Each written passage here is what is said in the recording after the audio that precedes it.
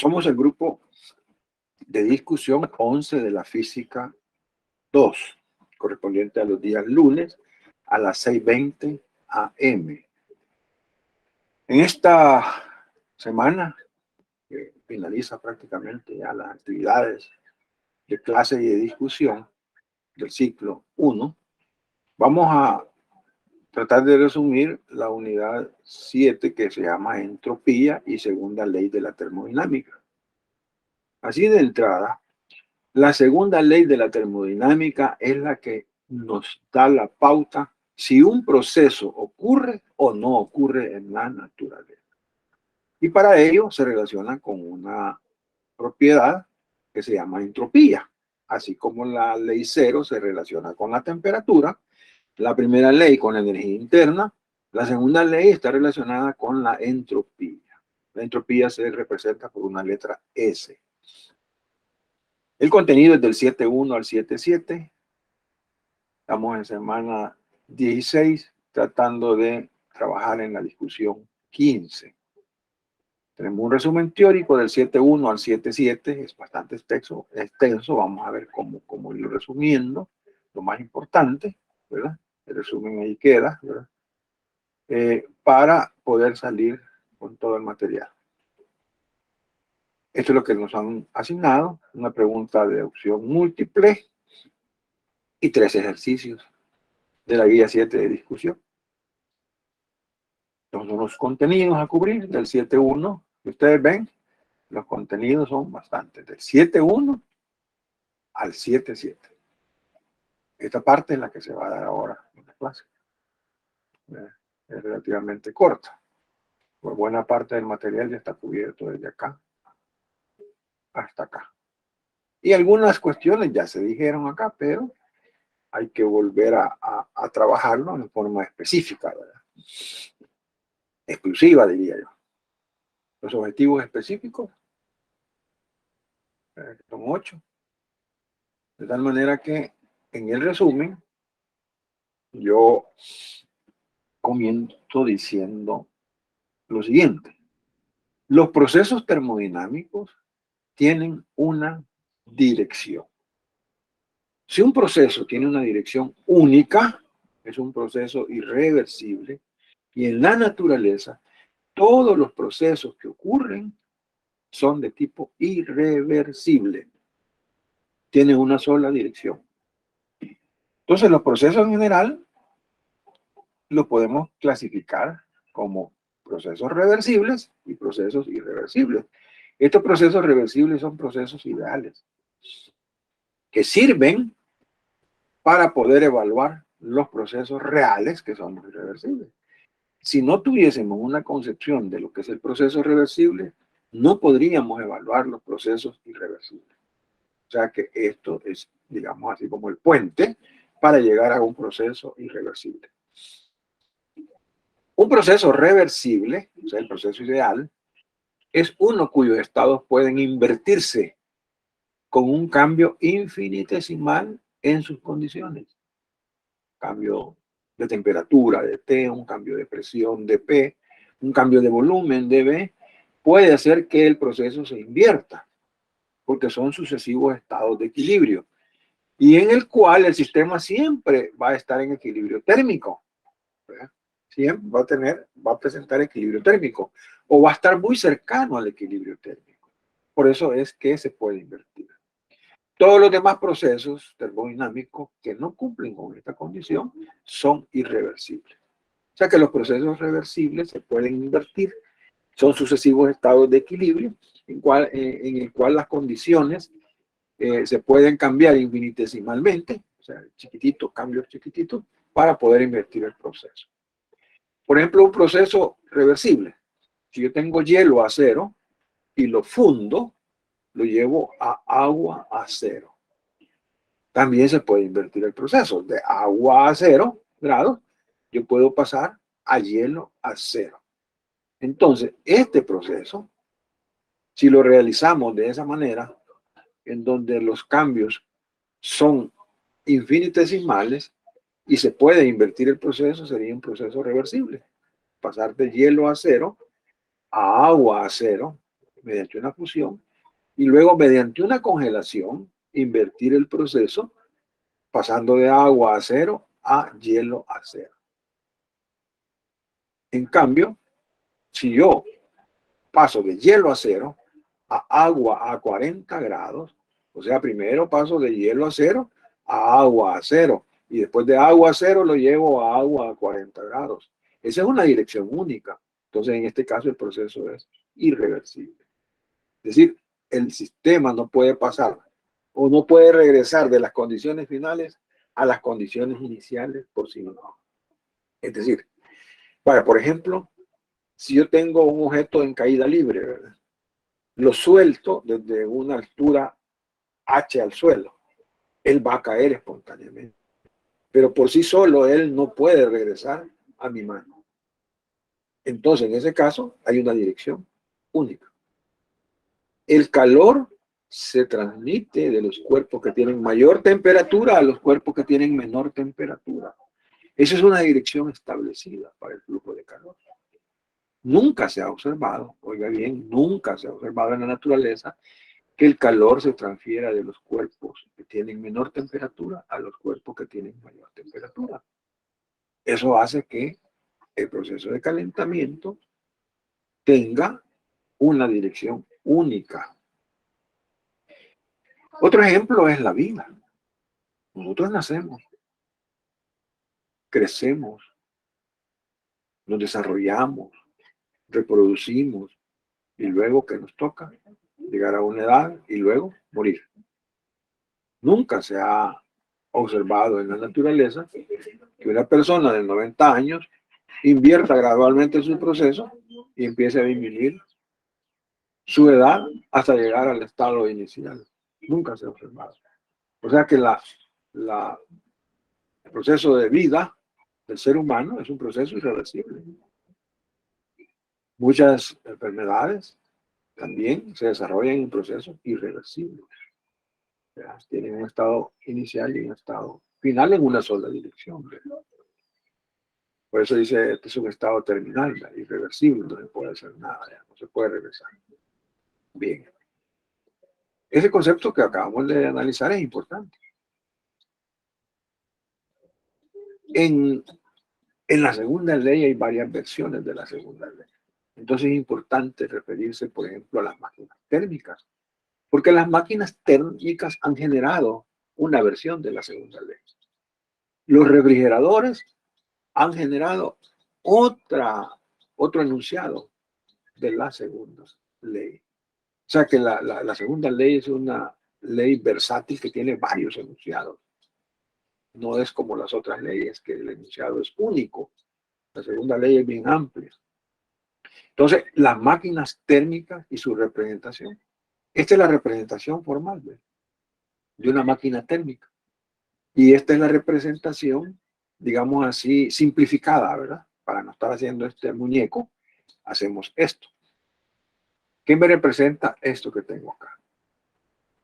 Esta parte me representa un depósito de alta temperatura, también llamado foco de alta temperatura o llamado fuente de alta temperatura. De ahí se toma una cierta cantidad de calor. Este lo absorbe mi sistema, que es en sí la máquina térmica, ¿verdad? Desarrolla un trabajo, es decir, parte de esta energía la convierte en trabajo, y lo que no puede convertir de QH lo cede a un depósito de baja temperatura. Observemos que el calor se está transfiriendo de un depósito de alta temperatura a un depósito de baja temperatura. Y esta parte es un trabajo que esta máquina térmica desarrolla. Esta trabaja en un ciclo termodinámico y tiene una sustancia de trabajo. Por eso es la importancia de estudiar los ciclos, porque todas las máquinas trabajan cíclicamente. Bien, este es un esquema que me representa una máquina térmica. ¿Qué es una máquina térmica? Trato de decirlo acá. Es un dispositivo que trabaja en un ciclo termodinámico. Tiene un comienzo y tiene un final que es exactamente donde comenzó. Es un proceso de trayectoria cerrada. transformando parte del calor que absorbe de una fuente de alta temperatura en trabajo útil. ¿Vean? Transformando parte. Para no hacer todo este dibujo, la fuente de alta temperatura o depósito de alta temperatura se representa por un rectángulo. El depósito de baja temperatura por otro rectángulo. Fuente de alta temperatura, fuente de baja temperatura. Este circulito me representa la máquina térmica. Absorbe calor acá, UH. H, pues es una abreviatura de elevada, ¿verdad? De elevada temperatura, ¿verdad? Height. Y este es el subíndice para una baja temperatura, ¿verdad? Se puede usar QH y QL. Y este es el trabajo. Esto es bien simplificado, que es lo que hacemos al final para no estar haciendo esto, ¿verdad? Entonces, las máquinas térmicas son importantes porque, por ejemplo, toda máquina tiene una eficiencia. La eficiencia térmica se representa por E, minúscula. ¿Cómo se define? La eficiencia es adimensional, porque esto está en Joule y esto está en Joule. Se define como el trabajo desarrollado a partir del calor absorbido. O sea, la eficiencia es cuánto trabajo he producido a partir de este calor que tomo de acá, de la fuente de alta temperatura. Obviamente, si todo este calor se transformara en trabajo, tendría una eficiencia de 1, o sea, del 100%, lo cual no es posible. Lo cual no es posible. La segunda ley establece que no es posible convertir todo el calor que se absorbe de la fuente de alta temperatura en trabajo. Si nosotros hacemos un balance de energía acá, observamos que la energía aquí entra y aquí sale. Ese pequeño balance de energía dice que entra QH al sistema y sale W y QL. De tal manera que W siempre va a ser la diferencia entre QH y QL. Aquí vamos a tomar valores absolutos, ¿ya? Valores absolutos para los calores. Ese es el balance de energía, de tal manera que W sea igual a QH menos QL, que es lo que yo he puesto con barras. Estos son valores absolutos. Es decir, aquí se pone positivo, aquí se pone positivo y aquí se pone positivo. Este es 1 menos QL sobre QH. Esa es la eficiencia. En función de los calores, ¿verdad? En función de energía, en forma de trabajo y en forma de calor absorbido. ¿Verdad? A raíz de este concepto de la máquina térmica, vino Kelvin con Planck, los dos, ¿verdad? Y plantean un enunciado de la segunda ley de la termodinámica que se basa en las máquinas térmicas. El enunciado de Kelvin-Planck de la segunda ley de la termodinámica dice que es imposible que una máquina térmica trabajando cíclicamente transforme todo el calor que absorbe de la fuente de alta temperatura en trabajo. Lo que ya decía, no es posible eso. En otras palabras, es imposible construir una máquina térmica perfecta, es decir, que tenga una eficiencia del 100%. Eso no es posible en la naturaleza. Entonces dice, mire, es imposible. Es imposible. Entonces la segunda ley de la termodinámica es una ley de imposibilidades, restricciones, que es lo que no se puede dar en la naturaleza. Este sería el esquema de una máquina térmica perfecta, en donde todo este calor lo transformó en trabajo, pero no se dio nada a la fuente de baja temperatura. Esto haría que la eficiencia fuera del 100%. Y la segunda ley le pone restricción. La segunda ley nos dice que una parte de este calor se transforma en trabajo. La primera ley no. Según la primera ley, esto está bien. Todo este calor se transforma en trabajo. O todo el trabajo se transforma en calor. La primera ley lo acepta. Pero quien le pone paro es el segundo requisito. La segunda ley dice, momento, no todo el calor se puede transformar en trabajo. Ahora, todo el trabajo sí se puede transformar en calor, pero no todo el calor se puede transformar en trabajo. Y ahí pone la restricción. Entonces, la primera versión que conocemos de la segunda ley está regida o está, digamos, relacionada con las máquinas térmicas que trabajan cíclicamente, ¿verdad? Metiendo ya la prohibición, la imposibilidad. Ahora se conocen máquinas térmicas que trabajan al revés, que se llaman máquinas térmicas invertidas. A esas se le llama refrigeradores cuando son sistemas de enfriamiento y se le llama bombas de calor cuando son sistemas de calefacción. En Estados Unidos, en los países eh, fríos, ¿verdad? Se ocupan bombas de calor para darle calefacción a las habitaciones, ¿verdad? En cierta época del año, ¿verdad? Las temperaturas son elevadas, pues se ocupan también los aires acondicionados, ¿verdad? Nosotros también lo usamos acá. Bombas de calor no usamos nosotros. ¿Para qué? El clima no permite, digamos, o no genera la necesidad de usar bombas de calor, pero sí de refrigeradores para enfriar los alimentos, el refrigerador doméstico, ¿verdad? O los sistemas de enfriamiento que nosotros conocemos, ¿verdad? Bien, estos refrigeradores y bombas de calor son máquinas térmicas invertidas. ¿A qué se refiere esto? Que se transfiere calor de una fuente de baja temperatura a una fuente de alta temperatura. Pero eso no se puede hacer. Solo se puede hacer si se adiciona este trabajo al sistema. Ahí sí. Este trabajo es un trabajo de compresión. Por eso es que todos los refrigeradores domésticos conocemos, se habla de que se le daña el compresor, que es el que adiciona energía al sistema para que esta energía que se extrae de los alimentos pueda ser trasladada a esta fuente de alta temperatura, que es la habitación donde está lo que conocemos como refrigerador. Entonces, esta es la parte interna del refrigerador y esta es la habitación donde está el refrigerador. Si yo quitara esto, esto no se puede hacer, transferir calor de una fuente de baja temperatura directamente a una fuente de alta temperatura. Eso no lo permite la segunda ley, ni nunca lo hemos observado. Pero sí se puede transportar ese calor, esa energía, desde la fuente de baja temperatura a la fuente de alta temperatura si adicionamos energía en forma de trabajo de compresión. Entonces se define este término como equivalente a la eficiencia. Aquí no se le llama eficiencia, se le llama coeficiente de rendimiento en español, CDR, coeficiente de rendimiento.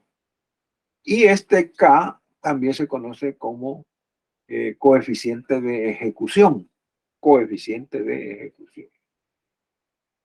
El CDR es más fácil decirlo, coeficiente de rendimiento. ¿Verdad? ¿Cuál es el rendimiento energético en un refrigerador? El balance de energía nos indica que la energía que entra, que es QL más W, tiene que ser igual a la que sale, que es QH. Nos sorprendemos en el sentido de que el trabajo siempre va a ser la diferencia QH-QL, tanto en la máquina térmica como en el refrigerador. En la bomba de calor igual, ¿verdad? Entonces, el CDR, o K, ¿verdad? Que es el coeficiente de ejecución, va a ser el QL entre el trabajo adicional. O sea, el objetivo del refrigerador es extraer este QL. ¿Cuál es el objetivo del refrigerador doméstico? Preservar mis alimentos. Entonces, le extrae calor para poderlos enfriar y preservarlos. Entonces, el QL, que se extrae a partir del trabajo que se adiciona.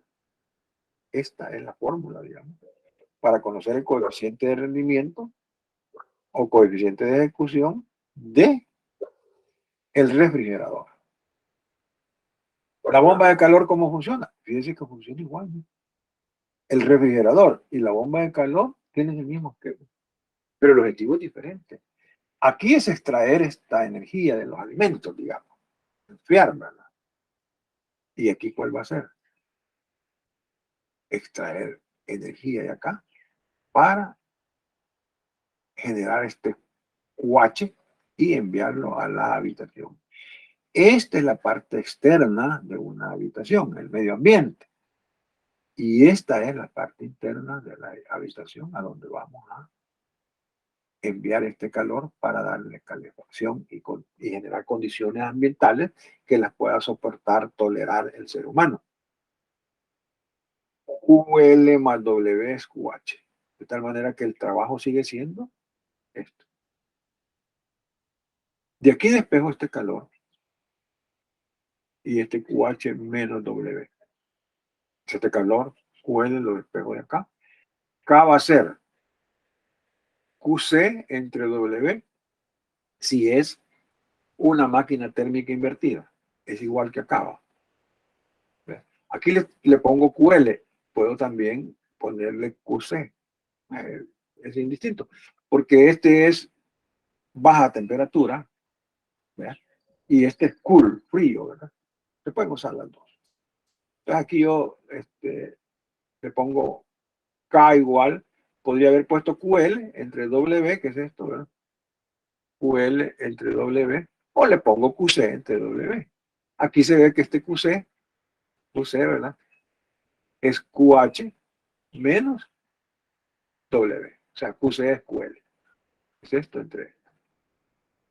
entre esto menos 1, ¿verdad? Paso este 1 para acá y me queda QH sobre W. Divido entre el tiempo. ¿Para qué? Para decir que este es el flujo de calor que vamos a enviar a la habitación. Este es el flujo de calor que se envía a la habitación. Y este trabajo por unidad de tiempo que hace el compresor es una potencia. O sea, los motores tienen una potencia. O sea, los compresores tienen una potencia. Entonces, K más 1 multiplicado por esta potencia me da cuánto calor se transfiere por unidad de tiempo aquí a esta habitación. Entonces vemos que el funcionamiento es el mismo, pero el objetivo es diferente. Aquí es extraer QL o QC y aquí es enviar QH a la habitación o al recinto donde queremos nosotros mandar esta energía para crear condiciones más adecuadas. Dicho eso, viene después de lo que es el refrigerador y la bomba de calor, viene otro enunciado de la segunda ley, enunciado de Clausius, segunda ley de la termodinámica. Es imposible, toda la segunda ley es de imposibilidad. Es imposible que una máquina térmica invertida, llámese refrigerador, llámese bomba de calor, transfiera calor de una fuente de baja temperatura a la fuente de alta temperatura sin que se haga trabajo de compresión. Esto no es posible. Ni nunca se ha observado en la naturaleza. Nunca se ha observado.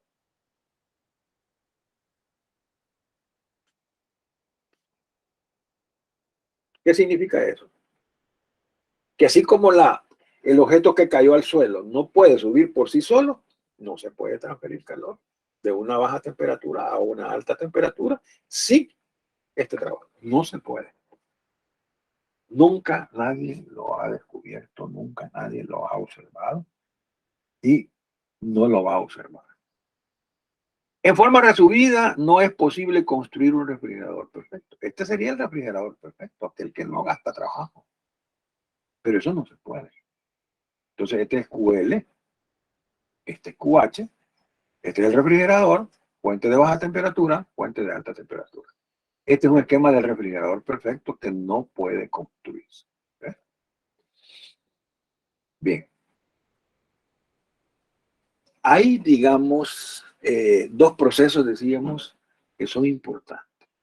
Los procesos irreversibles, que son los procesos reales. Y le pongo.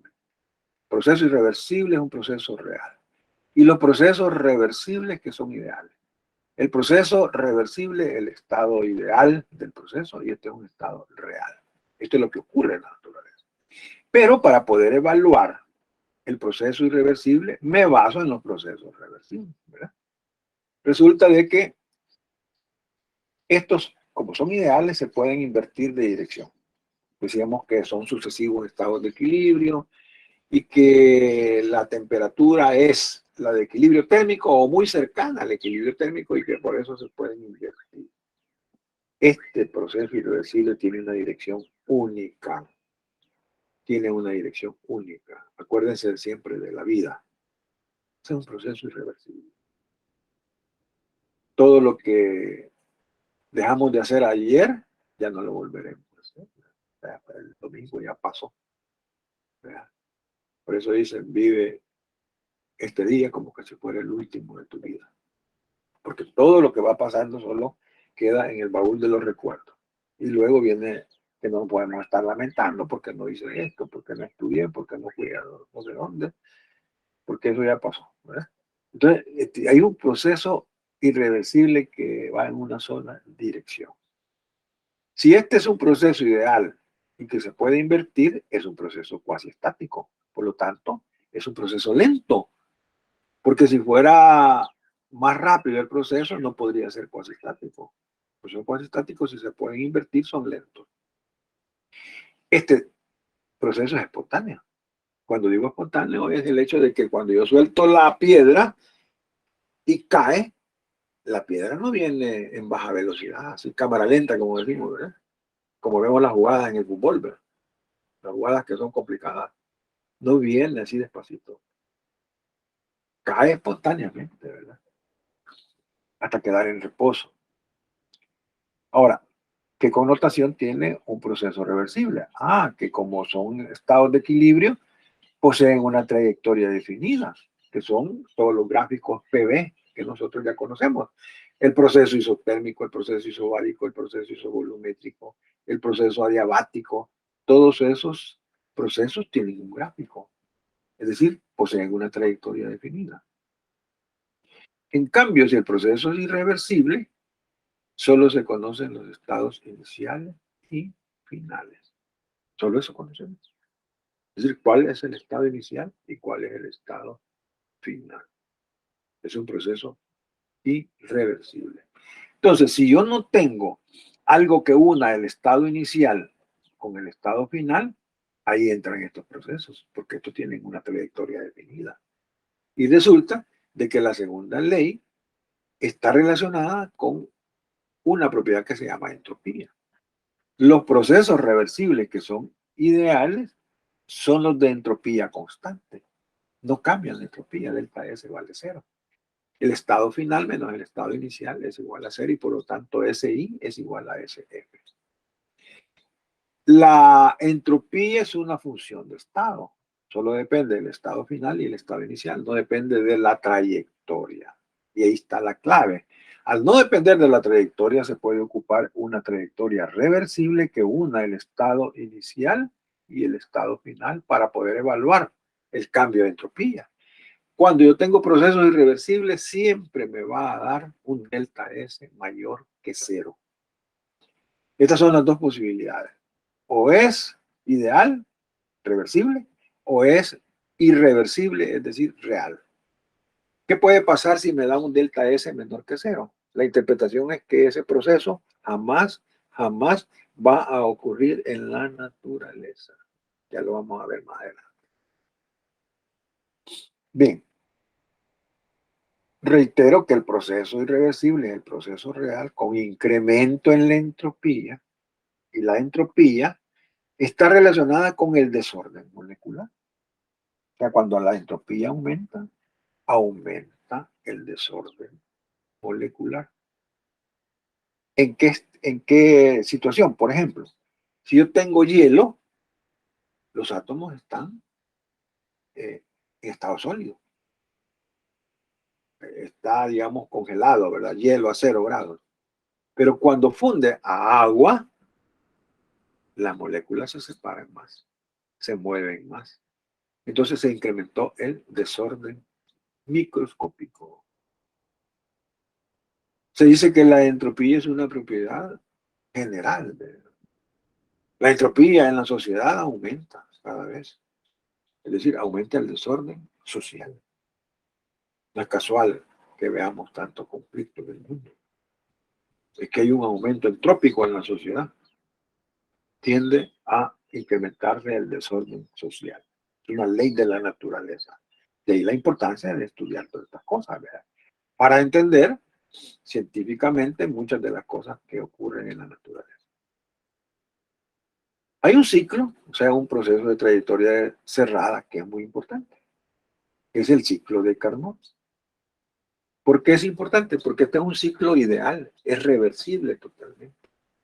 Y entonces resulta que cuando yo tengo una máquina térmica real, yo la tengo que evaluar para ver cuál es su eficiencia. Pero, ¿quién me dice Mire, el dato que usted ha calculado es el correcto. Nadie. El único que me da la pauta es el ciclo de Carnot. Ninguna máquina térmica real puede tener una eficiencia mayor que la que tiene la máquina de Carnot. Ahí está la utilidad de todo esto, ¿verdad?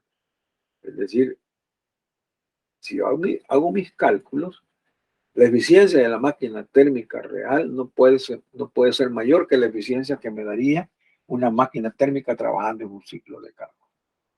Entonces, por eso es que aquí se plantea la máquina de Carnot y la eficiencia, porque es útil. Etapas del ciclo de Carnot. El ciclo de Carnot es un ciclo ideal formado por 4 etapas reversibles. De A hacia B es una expansión isotérmica. De B hacia C es una expansión adiabática. De C a D es una compresión isotérmica. Y de D a A es una compresión adiabática. Estas líneas que están acá, toda el área esta, ¿verdad?, me representa el trabajo hecho en el ciclo. Esto que está rayado acá es W. Las etapas adiabáticas las representamos por Q igual 0, ¿verdad? Aquí en esta etapa isotérmica, de A hacia B, ahí se absorbe el calor QH, que es el que ocupa la máquina térmica para hacer trabajo, y aquí cede parte de este calor que no pudo transformar en trabajo. Por eso aquí entra al sistema y aquí sale al sistema. ¿Por qué, digamos, se le pone barras a las fórmulas de la eficiencia? Porque fíjense que este es positivo entrando al sistema y este es negativo. Ajá, ya tiene un signo menos de la diferencia QH menos QL y le voy a poner otro signo menos porque sale, entonces me va a dar más. ¿Qué connotación matemática tiene eso? Me daría eficiencias mayores del 100%, ¿verdad? Me daría eficiencia mayor del 100%. Eso no puede ser. De A hacia B es una expansión isotérmica. De B a C una expansión adiabática. De C a D una compresión isotérmica. Y de D a A una compresión adiabática. Todas esas etapas son reversibles. Eso hace el ciclo de Carnot ideal.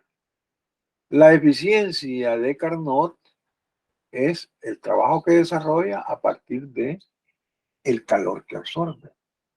QH menos QL entre QH. Aquí es donde yo decía. Si este es un calor que sale y es negativo, usted le pone menos, aquí se le hace más, esta eficiencia al tener más aquí le daría más del 100%. Eso no puede ser. No puede haber una eficiencia del 100%, mucho más que sea más del 100%, ¿verdad? Entonces, por eso es que se ocupan barras de valor absoluto, para que no vaya a ocurrir eso.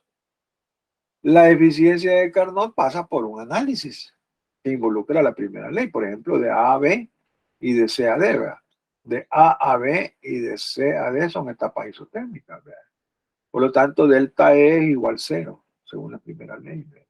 Este es el calor absorbido y este es el trabajo desarrollado, ¿verdad? De tal manera que este QH es igual a menos W. Pero nuestro trabajo es negativo, con este menos se me hace más, y es NRT, logaritmo natural del volumen final entre el volumen inicial. Pero ¿cuál T es esta? Si este es QH, este es TH. Si este es QC, este es TC. Entonces resulta de que aquí tendríamos nosotros que evaluar que todo esto es positivo, ¿verdad? El volumen B es mayor que el volumen A, o sea que este QH que está aquí es positivo.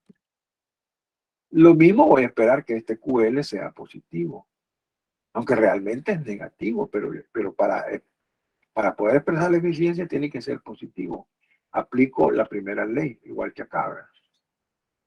Fíjense bien que es lo mismo, ¿verdad? Nada más que estamos en la etapa de compresión isotérmica. N, R, TL, logaritmo natural de estos dos volúmenes. O sea, QL, esto pasa para acá, menos W.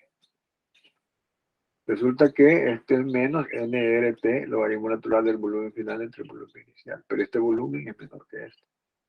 Y yo necesito tener acá este positivo. Porque así dicen las barras, que lo meta positivo, ¿verdad? Entonces, ¿cómo hago este término positivo? Invirtiendo esto. En vez de BD sobre BC, pongo BC, BD. Este volumen es mayor que este. Este término va a ser positivo. Y a esto de por sí es positivo. Entonces el trabajo es positivo y el calor es positivo para poderlo meter acá. Positivo acá y positivo acá. Cuando sustituyo este valor acá de QH acá y QL acá, ocurre matemáticamente esto. QL sobre QH, esto se cancela, NR, TLTH, y este cociente del logaritmo, ¿verdad? Lo encierro en corchete. ¿Por qué? Porque se conoce que esta relación QL entre QH es igual a TL entre TH en el ciclo de Carnot. Esto es exactamente 1. Este corchete vale 1. Y si es 1, entonces perfectamente podemos demostrar que este cociente es igual a 1. Y para eso se ocupan los procesos adiabáticos. Se aplica TB a la gamma menos 1 en las etapas adiabáticas de B a C y de D a A. Se hace todo este proceso, ¿verdad? Y al final se llega a esto. Que B sub B entre B sub A, B sub B entre B sub A, es igual a B sub C entre B sub D. B sub C entre B sub D. Si este cociente es igual a este término vale 1 y obtenemos esto. ¿Qué es esto que tenemos acá? QL sobre QH es igual a TL sobre TH. ¿De dónde salió? De aquí. Esto es igual a 1, que se demuestra de esta forma. Por ese proceso ustedes lo pueden revisar. De tal manera que vamos a llegar acá. Invertimos QH entre QL. Invierto TH entre TL. Esta relación no me está diciendo a mí que este QH es igual a este, que este es igual a este. Precisamente aquí venimos a reafirmar que la temperatura y el calor son dos cosas diferentes, que están relacionadas, pero son diferentes.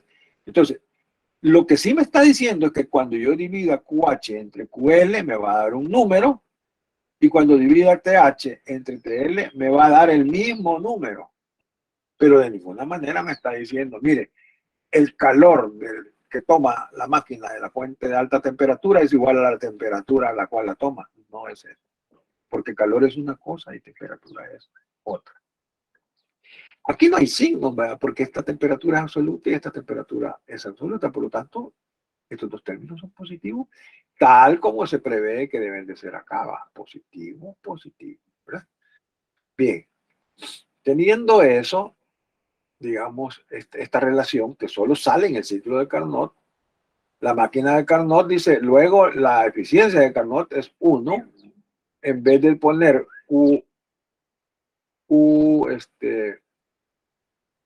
QL entre QC, que es lo que tiene la eficiencia acá, vamos a ver. QL entre QC, la eficiencia de la máquina térmica. Entonces, en vez de poner eso, ¿qué es lo que vamos a poner? TLTH, porque ya obtuvimos esto. Esta razón es igual que esto. O sea que la eficiencia de Carnot yo la puedo escribir en términos de temperatura. La eficiencia de una máquina térmica se establece en términos de calores. Hay una diferencia sustancial. Esta eficiencia es en términos de calores. Pero cuando ya trabajamos Carnot, es en términos de temperatura. Esta temperatura se conoce, esta se conoce. Esto me permite conocer la eficiencia de Carnot, que es la eficiencia de las máquinas más grande que se puede conocer. No hay ninguna máquina térmica real que supere la de Carnot. Esa es la utilidad científica, ¿verdad? Entonces la eficiencia de Carnot es grande cuando este TH menos TL sea grande. Y es pequeña la eficiencia cuando este TH menos TL sea pequeño. Cuestión matemática. ¿Verdad? Si nosotros conocemos la eficiencia de la máquina térmica de Carnot, vamos a hablar de una eficiencia del refrigerador de Carnot, que es esto. Vamos a hablar de una eficiencia de que sería esta prácticamente, ¿verdad? Que aquí este W es aquí casi no salió, que sería K más 1 igual a esto, ya lo habíamos hecho anteriormente, ¿verdad? Esta es la eficiencia de una bomba de calor de Carnot, ¿verdad? Eficiencia de una bomba de calor de Carnot, ¿verdad? Es esto, entre esto. Bien.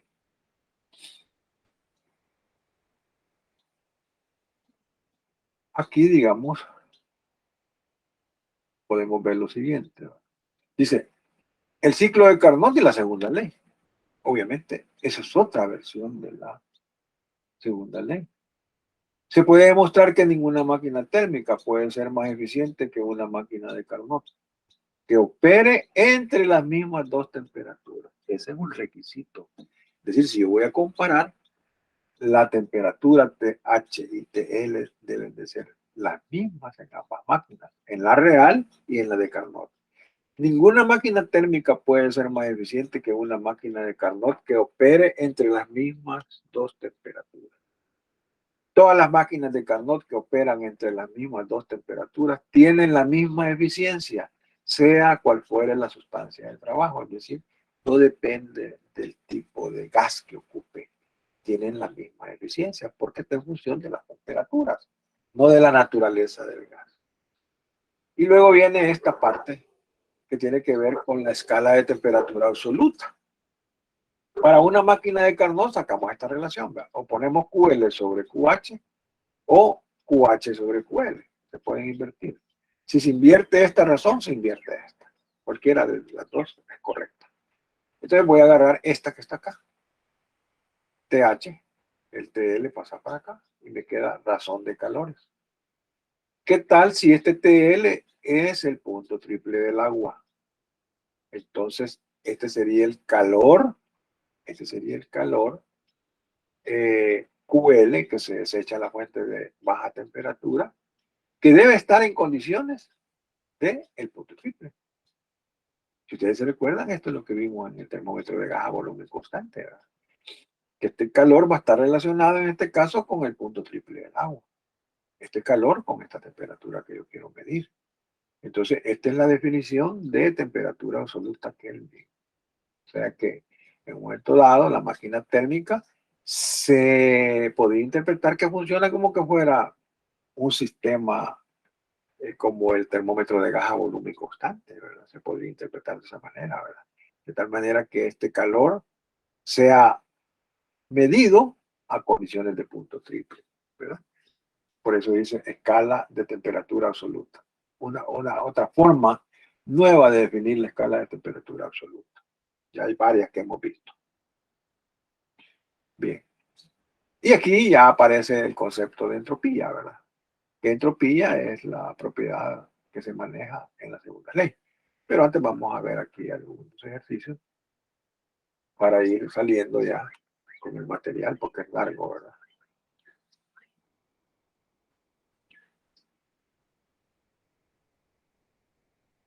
Este es de una máquina de Carnot. Este ejercicio corresponde a un ciclo termodinámico, ¿verdad? Un poquito largo el ejercicio, ¿verdad? Hasta llegar a calcular la eficiencia. Este es de Carnot, ¿verdad? Fíjense la importancia de Carnot, ¿verdad? Por eso el coordinador ahí puso ejercicios que llevan Carnot, porque esa es la base de los cálculos.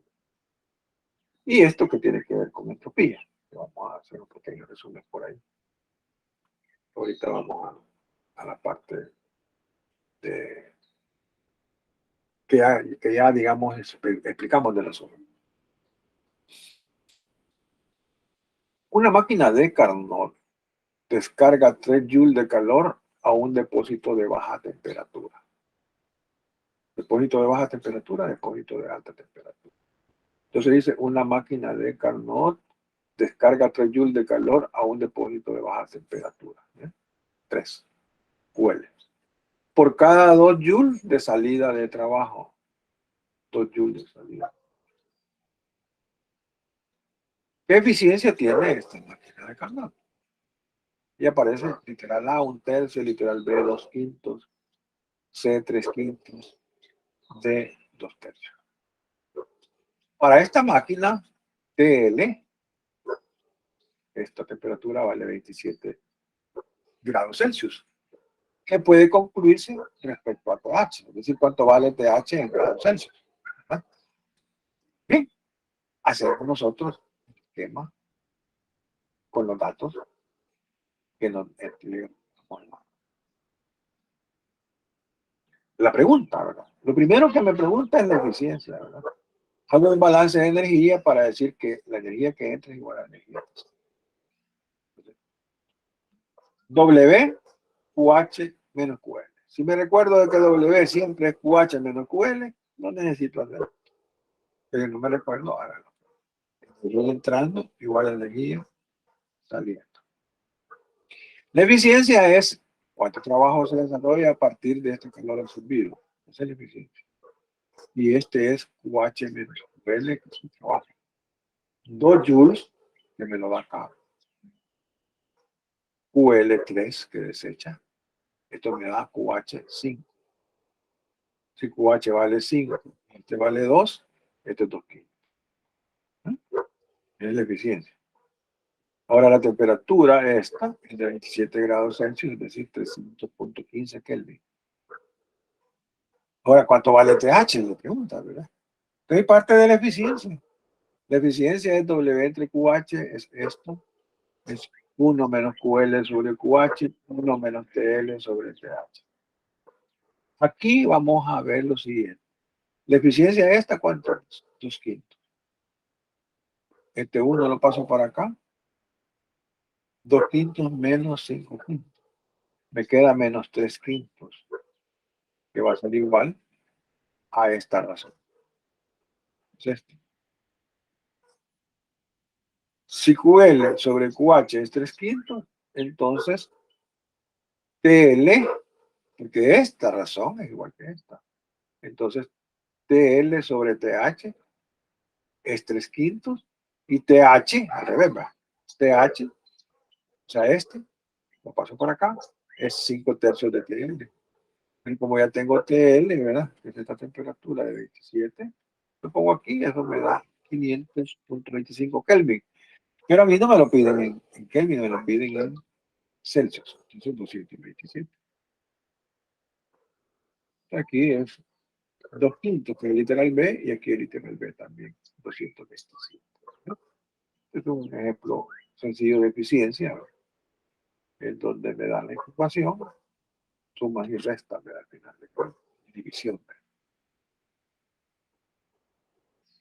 Aquí ya es un ciclo que comienza en A, va hacia B, va hacia C y termina en A. O sea que el ciclo es A, B, C, A. Un diagrama de presión contra volumen. Aquí ya me le pone, esta figura me la da el problema, ya le pone que es adiabático. Y tengo una compresión isobárica. Y este es un proceso isovolumétrico. Por eso los procesos que yo he estudiado, el adiabático, el isobárico y el isovolumétrico. Entonces me dice acá, ¿verdad? La figura muestra un ciclo reversible. ¿Qué quiere decir reversible? Que es un proceso lineal. La figura muestra un ciclo reversible. Quiere decir que si es reversible es ideal y por lo tanto puedo tener esta gráfica. Si fuera irreversible no podría tenerla. La figura muestra un ciclo reversible a través del cual un mol de gas ideal monoatómico, esto es importante para los CP, CB, es llevado. El volumen B sub C es 8 veces el volumen B sub B, lo pongo acá. Entonces, conozco B sub B, tengo B sub C. El proceso B sub C es una expansión adiabática con PV igual a 10 atmósferas. La presión aquí vale 10 atmósferas. Y el volumen vale 1 por 10 a la menos 3 metros cúbicos, que es un litro. ¿Eh? Calcule el calor añadido al gas, el calor que sale del gas, el trabajo neto efectuado por el gas y la eficiencia del ciclo, y aquí están. Entonces decía que este volumen en B es este. Si nosotros vemos esto, prácticamente esto es un litro. ¿Ve? O sea, en la discusión anterior pasábamos de litros a metros cúbicos. Hoy de metro cúbico lo paso a litros y eso me da un litro. ¿Ve? Entonces, el volumen en C, si el volumen en B es de un litro, entonces 8 veces el volumen B es 8 litros de atmósfera. Entonces, comenzamos acá. ¿Ve? Dice lo primerito, el calor añadido al gas. Aquí aumenta la temperatura, ahí se añade ese calor. Aquí disminuye la temperatura, aquí se cede el calor y aquí no hay transferencia de calor. Entonces el QAB es el que voy a calcular, que es el calor añadido. Planteo la primera ley, como este proceso isobárico, como ese isovolumétrico, perdón, volumen constante, ¿verdad? Este es cero. Delta EAB es igual QAB. Pero el cambio en la energía interna es NCB delta T. De tal manera que QAB sea N, como es monoatómico, es 3 medios de R, el CB, multiplicado por la diferencia T sub B menos T sub A, que no conozco. Como no conozco T sub B, con las condiciones de presión y temperatura que me da, lo calculo a través de la ecuación de estado. PB es igual a nRT. Despego la temperatura, la presión, 10 atmósferas, el volumen, 1 litro, moles, 1, 0.082 atmósferas, litros, mol Kelvin, y me da esta temperatura. Este T sub B ya lo puedo sustituir acá, 8.31, 1. Solo me falta calcular T sub A. Y T sub A lo voy a calcular hasta aquí, miren, con la ecuación de estado, pero antes aplico para el proceso adiabático. Porque resulta que yo quiero calcular T sub A, pero que para calcular T sub A necesito conocer esta presión. Entonces, aquí en el proceso adiabático, entre B y C, aplico esto. PB a la gamma es igual a PC a la gamma. PB a la gamma es igual a PC, volumen y C a la gamma. Voy a calcular P sub C. Lo despego acá. Todo esto lo tengo. 10 atmósferas, 1 litro, el otro vale 8 litros y me da 0.310 atmósferas. Con esta P sub C,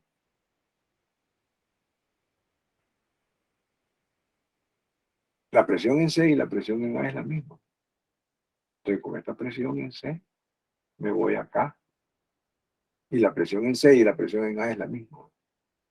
El volumen, 1 litro, 1 mol, 0.082 y me da esta temperatura en Kelvin, que es esta. Ya tengo todo, ¿verdad? 1 mol, 3 medios de R, esta temperatura, que es la que calculé acá, menos esta que está acá, y me da este valor. Es el calor añadido. 14.000, quiero ver, 1.473 joules, que es 1.47 kilojoules. Es el QAB. Y vemos la respuesta, pues. Dice acá 1.47 kilojoules. Coincidimos exactamente. Aquí dice el calor que sale del gas. Negativo, ¿verdad? Negativo. El calor que sale del gas. ¿Dónde sale calor? En este proceso isobárico. Cuando va desde C hasta A, hay liberación de calor. De C hacia A es NCP delta T, valor final menos el valor inicial. N vale 1. El CP, si este es CB, este es CP 5 medios de R, la temperatura A ya la tengo, solo me falta conocer, para conocer ese calor T sub C. Aplico la ecuación de estado, bien. Tengo esta presión, tengo este volumen, las moles, R, y esto me da ¿cuánto? Me va a dar T sub C, que es lo único que me falta aquí para calcularme. Teniendo este T sub C, sustituyo acá. Este T sub A, ya lo tenía, T sub C, 30.24, y me da menos 551. Calor liberado. Vamos a ver acá, porque a veces no coinciden. Aquí hay una diferencia. ¿Por qué? Por las cifras significativas. Yo, ¿cómo sé qué cifras ocupó? Si, por ejemplo, acá en un momento dado ocupó 8.314, que es el valor exacto. Aquí está el valor aproximado, práctico. Y así, las cifras significativas hacen que haya una diferencia, pero entre esto y esto, la diferencia es despreciable, que son 4 y 1 de diferencia, eso no es nada. 4 y 1 es nada, si lo ven energéticamente, ¿verdad? Entonces no nos preocupemos porque esto me dio exactamente igual. Para que me dé exactamente igual tendría que probar qué valores puede ocupar ahí, con cuántas cifras y todo eso. En el C me dice, el trabajo neto efectuado por el gas. Aquí no hay trabajo. Aquí hay un trabajo de expansión adiabática y hay un trabajo que es de compresión isobárica. Entonces, este trabajo es más grande que este. Este es negativo y este es positivo. Por eso es que el trabajo que voy a encontrar acá inicialmente me va a dar negativo. Pero si es efectuado por el gas, solo le cambio el signo. De tal manera que lo reporto positivo. Ya vamos a ver. Como es el trabajo total, es para el ciclo. Delta E es igual a Q más W. Esta C es del ciclo. Como es trayectoria cerrada, el cambio de energía interna en el ciclo es cero. Es igual a E. Este pasa con signo menos para acá. QC, QAB, QCA. Esos dos calores ya los tengo. O sea que, como ya tengo esos dos calores, a partir de los dos calores, calculo el trabajo. Mira. El trabajo positivo, ¿verdad? Es igual a menos 923. Este trabajo es efectuado sobre el gas. Pero a mí me dicen que la respuesta diga cuál es efectuado, cuál es el trabajo efectuado por el gas, no sobre el gas. Este es un trabajo hecho sobre el gas. Entonces, el trabajo hecho por el gas es el mismo, pero con signo positivo. Por eso es que aparece aquí como 918. Ahí me da 920. Positivo. Porque hay que tomar en cuenta que según nuestra convención, este es el trabajo hecho sobre el sistema y este es el trabajo hecho por el sistema que es el que me pide. Y luego la eficiencia, teniendo este trabajo, teniendo este calor que ya lo calculé, me da 62.7. Y la eficiencia sí coincide prácticamente, 62.4 a 62.7, la diferencia es despreciable, ¿verdad? Entonces vemos aquí pues, que aquí este es un ejercicio para ocupar todas las relaciones y que la ecuación de estado la puedo aplicar acá en este punto o en este punto. Ahí está la ecuación de estado. ¿Cuántas veces lo ocupé? Una, dos, tres. Tres veces lo ocupé. O sea, la ecuación de estado yo le llamo, es un comodín para hacer cálculos intermedios y poder definir ya un valor. Para eso sirve. Y luego aquí tenemos nosotros un ciclo de Carnot. Dice, aquí no me dan el esquema, pero como ya lo planteamos, ¿verdad? En un ciclo de Carnot, ver figura del problema 10, ahí el problema 10 es el ciclo de Carnot. La expansión isotérmica, o sea, esta, de un gas ideal tiene lugar a 412 Kelvin, que es TH, y la compresión isotérmica a 297 Kelvin. Durante la expansión se transfieren 2090 joules, es decir, este es el calor absorbido. Determine el trabajo llevado a cabo por el gas durante la expansión isotérmica. ¿Cuánto trabajo hace este por acá? El calor liberado por el gas durante la compresión isotérmica, este QL, de aquí para acá. Y luego el trabajo efectuado sobre el gas durante la compresión isotérmica. ¿Cuánto trabajo hay acá? Esta expansión y esta compresión. También está la respuesta, ¿verdad? De tal manera que hagamos el esquema. Q igual 0 acá, Q igual 0. Dos etapas adiabáticas. y dos etapas isotérmicas de A, B, C, D y de regreso a A. Esto es lo que me piden, ¿verdad? Entonces, como me piden W de A a B, el trabajo isotérmico de expansión, la primera ley me dice que este delta E es cero porque la temperatura es constante y me queda esto, lo paso para acá como negativo. Si lo pongo positivo, pues lo pongo así, solo el signo lo paso para acá. QH es igual a menos WAB, porque el QAB se llama QH, que es 2090. Ya lo conozco. Pero como me dice que calcula el trabajo de expansión, es negativo, es hecho sobre el sistema. Le pongo el signo menos. Este calor es absorbido, tiene signo más. Entonces el trabajo desarrollado es negativo sobre el gas. Sobre el gas. Para que veamos la diferencia. Entonces, W positivo es hecho por el gas. Que sería solo quitar este signo. Este dato es hecho sobre el gas, sobre el sistema. Y este es hecho por el sistema que es el que me pide. El trabajo llevado a cabo por el gas, está en negrita, durante la expansión isotérmica. Entonces, lo primero que llego es a concluir esto y después le quito el signo. ¿Verdad? Bien. Aquí vamos a calcular el calor liberado, QL. La eficiencia es W entre QH, tenemos esto, C ciclo de Carnot, temperaturas. Como ya tengo las temperaturas, me sale barato y calculo la eficiencia de cambio. Punto 28. W es E por QH. Punto 28, 28%, 2090 que es el calor absorbido y me da Q sub W sub C esto. Es el trabajo del ciclo. ¿Verdad? Pero yo no quiero el trabajo, sino que quiero el calor. WC, QH menos QL. Tengo QH, tengo QH y tengo QL. Vamos a ver. Tengo QH, prácticamente W sub C, ¿verdad? Es esto, QH menos QL. W sub C es este, QH 2090, y aquí despejo QL. ¿Eh? Al despejarlo me da esto. Este calor es absorbido, pero yo quiero el calor liberado, solo le pongo el signo menos, el mismo. Pero con menos. Por eso es que en el B dice, ¿verdad? 1510 por ser liberado debe ser negativo. Por ser liberado debe ser negativo. Y luego en el C dice el trabajo resultado sobre el gas. Primera ley, ¿verdad? Delta E igual 0, tenemos esto.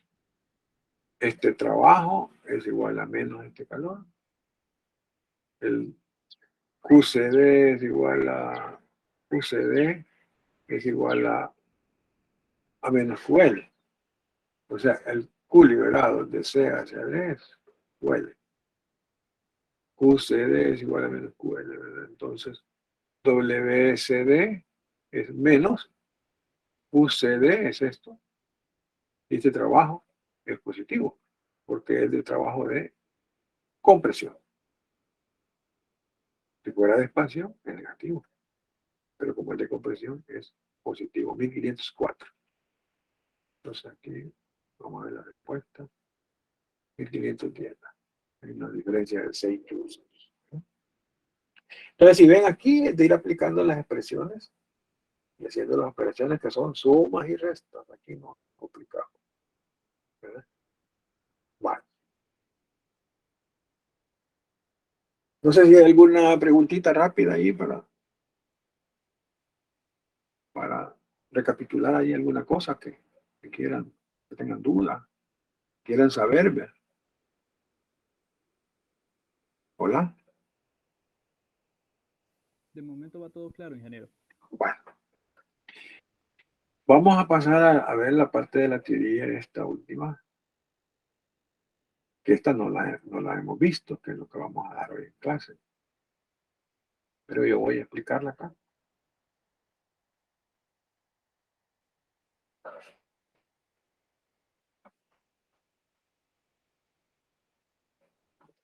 Lo que vamos a dar en clase ahora es desde acá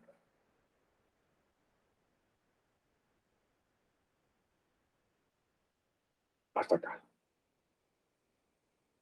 Pongan atención ahí, ¿verdad? Para que esta parte es bien importante. La entropía, ¿verdad?, está relacionada con la segunda ley. ¿Quién fue el primero que empezó a hablar de la entropía? Rudolf Clausius, en 1865.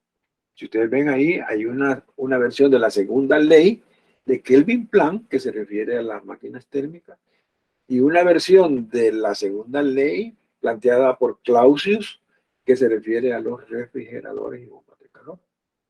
Entonces, Clausius es uno de los científicos muy influyentes que tuvo la interés de plantear la entropía. El término entropía tiene su origen en el griego, que significa evolución o transformación.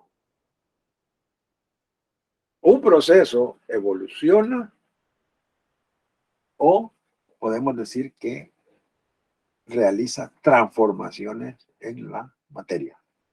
Se representa por S. La entropía se representa por S. La entropía es una función de estado. Solo depende del estado inicial y final y por lo tanto yo puedo plantear eso. Es decir, no depende de la trayectoria que sigue el proceso. Por eso es que nos interesan los cambios de la entropía, no la entropía en sí misma, ¿verdad? Así como la energía interna. La energía interna no nos interesa la energía interna en un punto, me interesa cómo cambia la energía interna. Igual acá, porque son funciones de estado. La segunda ley de la termodinámica es un planteamiento de imposibilidad, ya lo habíamos adelantado. Siempre me va a decir qué es lo que no es posible. La segunda ley de la termodinámica es un planteamiento de imposibilidad. Para expresar la segunda ley de la termodinámica se utiliza el concepto de entropía. La entropía microscópicamente está relacionada con el desorden molecular. Siempre que ocurre un proceso en la naturaleza, se da con un incremento en la entropía y por lo tanto es un incremento en el desorden molecular. De un estado ordenado pasa a un estado desordenado. Acuérdense del ejemplo sencillo, ¿verdad? Tenemos hielo, ese hielo se funde, pasa a agua líquida, luego esa agua líquida se calienta y se vaporiza. Entonces cuando yo tengo hielo en estado sólido, las moléculas están bien ordenadas, ¿verdad? Pero cuando pasa al estado líquido, aumenta el desorden. Y no se diga cuando pasa al estado de vapor. El desorden molecular aumenta. Por lo tanto, en esa dirección aumenta la entropía de la sustancia. La entropía es una medida cuantitativa, un valor numérico, una medida cuantitativa del desorden molecular. Consideremos una expansión isotérmica infinitesimal, sucesivos estados de equilibrio. Es decir, estamos hablando de un proceso reversible prácticamente. Consideremos una expansión isotérmica reversible de un gas ideal. La primera ley me plantea esto. Pero diferencialmente yo puedo poner esto. Como es isotérmico, no cambia la energía interna, cero. dQ más dW. dQ es igual a menos dW, pero dW es PdV, negativo en nuestro caso. Es la referencia. Menos por menos me da más. dQ es igual a PdV. Y P es, por la ecuación de estado, P es nRT sobre V multiplicado por dV. Reordeno esto y me queda que dQ lo voy a dividir entre nRT y voy a tener dV sobre V. Esos dos términos encerrados son importantes. Esta es una fracción de volumen, que es una medida del desorden molecular. Y esta es la entropía, dQ sobre T, es la entropía. Entonces, dV sobre V se llama cambio fraccionario de volumen. Es una medida del aumento del desorden. ¿Por qué? Porque es directamente proporcional con la entropía. Si esto aumenta, esto aumenta. Si esto disminuye, esto disminuye. Entonces, dicho de esa manera, dQ sobre T Ya es la definición cuantitativa de entropía que se da para un proceso infinitesimal, ¿verdad?, de equilibrio, que es el proceso reversible al final de cuentas. Definimos S y luego de S para una expansión reversible. Ahí ya lo pone cabal, reversible, porque es infinitesimal. Proceso reversible infinitesimal a temperatura absoluta T, es isotérmico. ds, que es el cambio en la entropía, es de Q sobre T. O sea, el cambio en la entropía es igual a dQ sobre T. ¿Cuánto calor se transfiere a una determinada temperatura? Proceso infinitesimal reversible. El cambio en la entropía es la suma de todos estos cocientes. Pero como es un proceso reversible, pues se le pone aquí, ¿verdad? dQr sobre T. Si la temperatura es constante, esta sale del integral y me queda esto. Sumo los de Q y me da un Q total. Esta expresión es el cambio de entropía de un proceso reversible. Es Q sobre T. Si yo tengo el calor que se transfiere a una determinada temperatura, puedo calcular, tener el valor cuantitativo del cambio de entropía. En el SI, esto se da en Joule, energía, ¿verdad? Kelvin. Joule por Kelvin son las unidades del cambio de entropía. Entonces dice aquí ya puntualizado, entropía en los procesos reversibles. El cambio de entropía es la integral de dQr sobre T del estado inicial al estado final, y eso me da esto. Es la forma de definir la entropía en los procesos reversibles. Se puede calcular delta S para procesos irreversibles, suponiendo cualquier trayectoria reversible entre este estado 1 y este estado 2. ¿Por qué? Porque el delta S solo depende del estado final y del estado inicial. No depende de la trayectoria. Por lo tanto, yo puedo usar una trayectoria supuesta, pero sí reversible, porque las trayectorias reversibles se conocen todos los estados de equilibrio. En cambio, si es irreversible, solo tengo el estado inicial y final. Y aquí, como nosotros hemos visto el ciclo de Carnot, por ejemplo, ¿verdad? Dice entropía en los procesos cíclicos.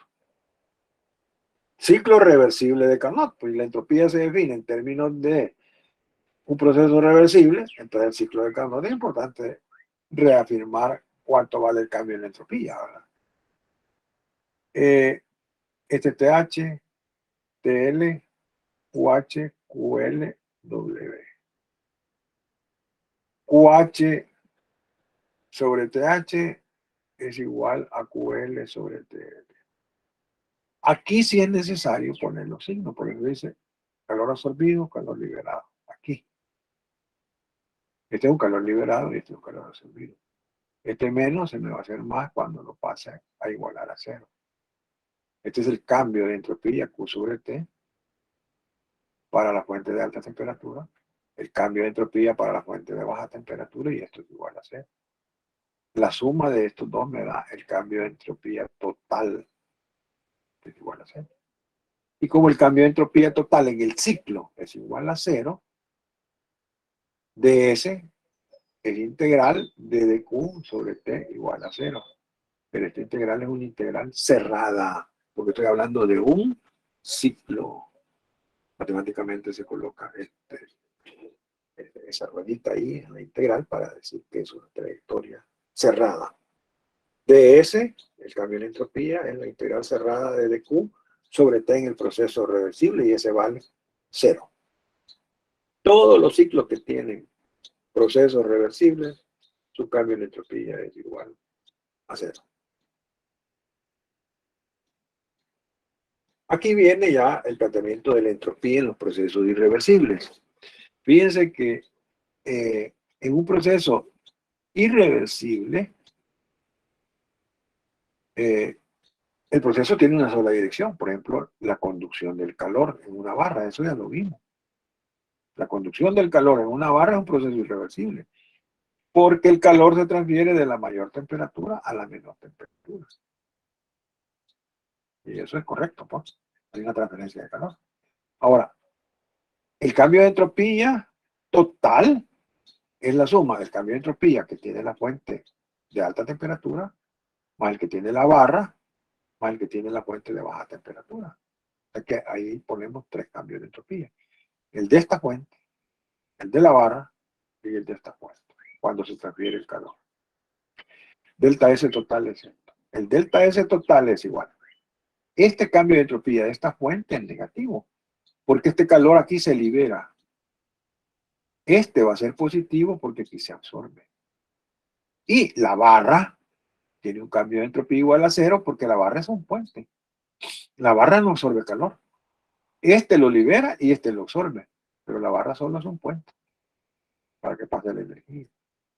Es decir, su cambio de entropía es 0. Este no, porque este está liberando calor y este está absorbiendo. Entonces, el cambio de entropía total en la barra es esta diferencia. Y si vemos, el calor es el mismo. El que cede acá, lo absorbe acá. Es el mismo. Pero esta temperatura 2 es menor y esta temperatura 1 es mayor. Entonces, este cociente es mayor que este.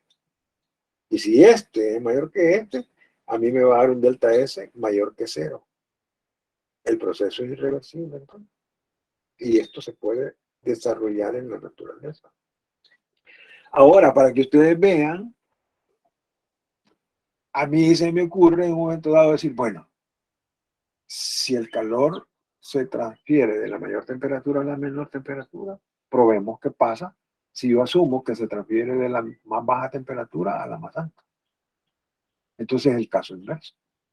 El delta S total va a ser el cambio de entropía que experimenta la fuente de baja temperatura, el de la barra y el que experimenta la fuente de alta temperatura. Aquí libera y aquí absorbe.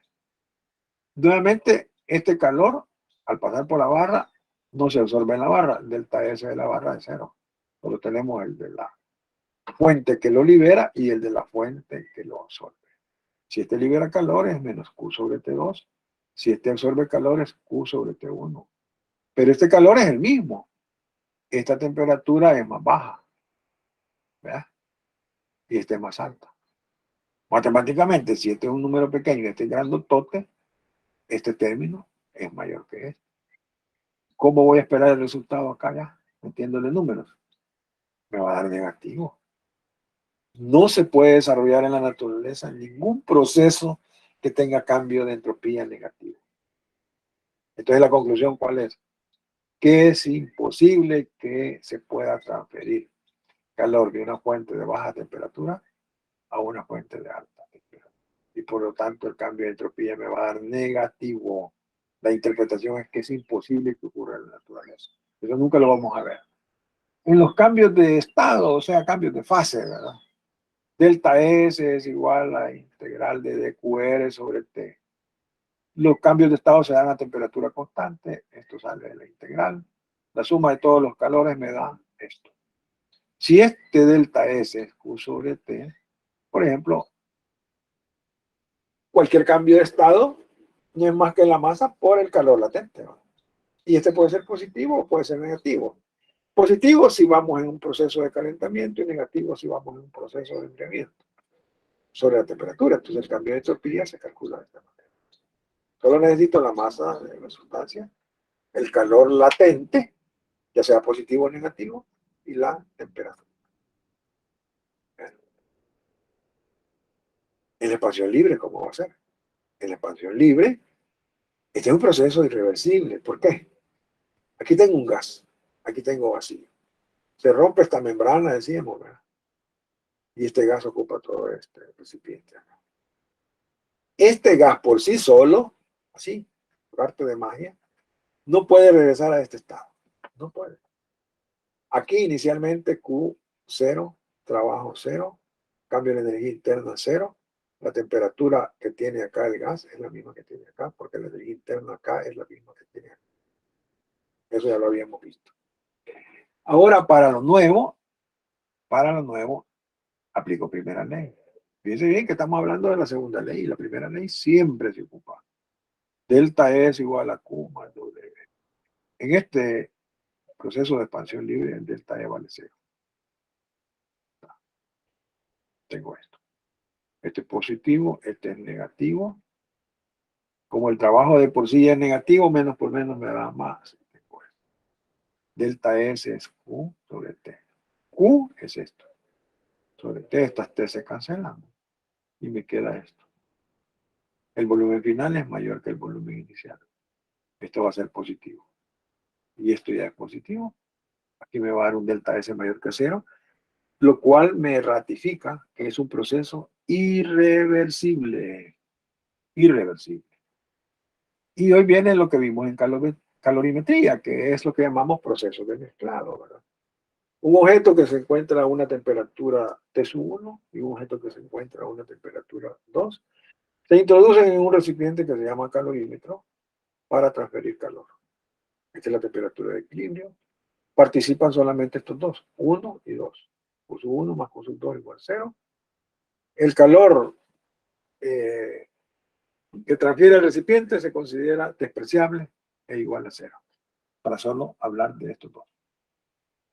Este calor es este calor es igual a 0.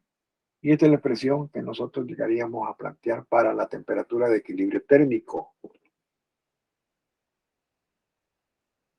Temperatura de equilibrio térmico, que es necesaria saberla. Es decir, porque cuando ya se alcanza el equilibrio térmico, aquí en el termómetro la temperatura es fija y ya no hay transferencia de calor. Entonces, este va a disminuir la entropía y este la va a aumentar, porque este está absorbiendo y este está liberando. Entonces, este disminuye su entropía y este la aumenta. ¿Cómo hacemos para calcularlo? Q es mc delta T, ¿verdad? dQ es mc de T. El cambio de entropía del cuerpo 1, lo planteo así, ¿verdad? dQ es mc delta T entre T. Esto es logaritmo natural. Esta expresión es para el cambio de entropía del cuerpo 1, esta es para el cuerpo 2, ¿verdad? Lo sumo para tener el cambio de entropía total, ¿verdad? Esta temperatura es mayor que esta. Esto me va a dar positivo, todo esto. Esta temperatura es menor que esta, me va a dar negativo. Entonces, al sumar me va a dar un delta S positivo, ratificando que ese es un proceso irreversible. Quiere decir que si el calor se transfiere del cuerpo de mayor temperatura al cuerpo de menor temperatura y se alcanza un equilibrio térmico, por sí solo este proceso no se va a poder invertir para llegar a este estado 1 y quedarse en este estado 2. Eso me está indicando acá que el proceso es irreversible. Bien, revisado eso, aquí hay un ejercicio que tiene que ver con los cambios de entropía. ¿Ves? Dice, ¿cómo lo vamos a abordar? Se tienen 4 moles de un gas ideal. Lo ponemos acá como dato. Se expande de un volumen 1 a un volumen 2. ¿Qué es esto? Volumen 1, volumen 2. Se expande. Dice, se tienen 4 moles de un gas ideal. Se expande de un volumen 1 a un volumen 2. ¿Qué es esto? Si la expansión es isotérmica, esta curva va a la temperatura de 410 Kelvin, hay el trabajo efectuado sobre el gas al expandirse. Eso ya es un cálculo sencillo a esta altura, ¿verdad? ¿Hay el cambio de entropía? Sí lo hay, dice. Hay el cambio de entropía, sí lo hay. Si la expansión fuese adiabática reversible en lugar de isotérmica, ¿cuál es el cambio de entropía? Si el proceso es reversible, el cambio de entropía es mínimo. Si es adiabática reversible, de un solo delta S tendrá que ser 0. Bien, calculemos acá el trabajo. El trabajo es esto. 4, 831, 410, logaritmo del volumen final, entre el volumen inicial, este es el volumen final y este es el volumen inicial, se cancelan los volúmenes iniciales, que no lo conozco, ¿verdad? Ustedes ven aquí no tengo la relación, no tengo el volumen inicial, pero este es el valor final menos el valor inicial y se cancelan los de uno. Ahí me da un trabajo. negativo que es hecho sobre el sistema tal como lo pide acá. Si la expansión es isotérmica a esta temperatura, hay el trabajo efectuado sobre el gas al expandirse. Este es negativo. El cambio de entropía sí lo hay. El cambio de entropía, ¿cómo lo voy a calcular? Esto es la primera ley. Si es isotérmico, delta E igual 0. Este Q es positivo, este está negativo, pasa aquí positivo y es esto. Se define el cambio de entropía como la suma de dQ sobre T. Como es isotérmico, la temperatura sale y me queda Q sobre T. ¿Cuánto vale Q? Vale esto. ¿Y cuánto vale esto? T. Se cansó esta T con esta T. Y me queda NR el logaritmo natural de B2, B1. Ese es el cambio de entropía. Ahora me dice, mire, y si fuera adiabática reversible en vez de isotérmica, ¿cuánto vale? Delta S vale 0. Porque en los procesos reversibles, el delta S vale 0. Entonces vemos que aquí es clave la ecuación de estado, la primera ley. ¿Por qué la primera ley es clave? Porque hay que definir la relación calor-trabajo. El calor está involucrado en el cálculo del cambio de entropía. Pero el calor, ¿cómo lo calculo? A través del trabajo, que ya a esta altura ya se hizo viejito, ¿verdad? Cómo calcular un trabajo. Entonces, hay que ver la trascendencia de las cosas. ¿Verdad? Esta expresión es el cálculo del trabajo y a través de ese trabajo yo tengo el calor. ¿no? Por eso puedo calcular el cambio de entropía. Si no, no podría. Si no, no podría. ¿verdad? Bien. No sé si hay alguna pregunta de esto último. Yo, ingeniero, Dígame. en este caso el cambio en la energía interna es cero porque la temperatura es constante, ¿verdad? Correcto. Correcto, sí. Eso es. ¿Alguna otra pregunta? Para el literal B, porque el trabajo no llevaba el signo menos. En el literal B. Aquí. Sí, ahí.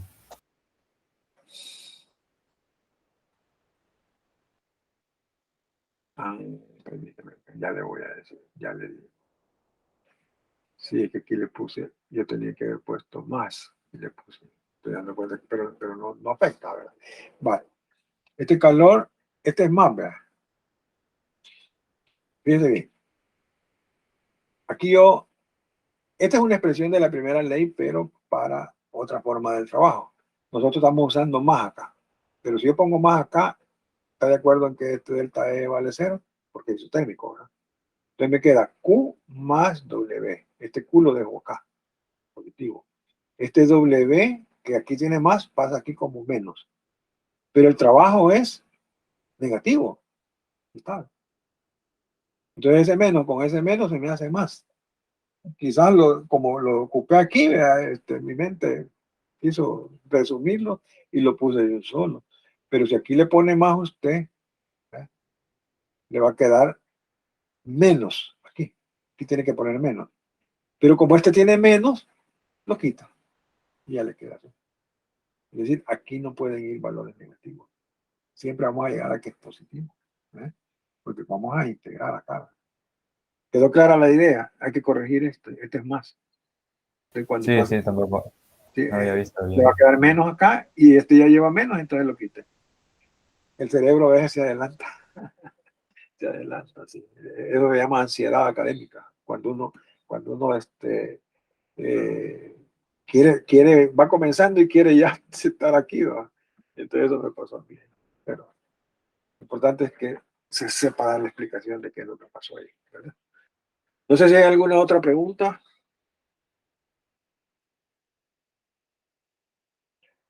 ¿Todo bien?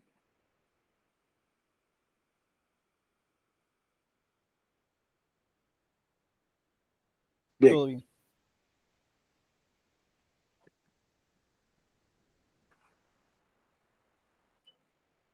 Vamos a detener la grabación para que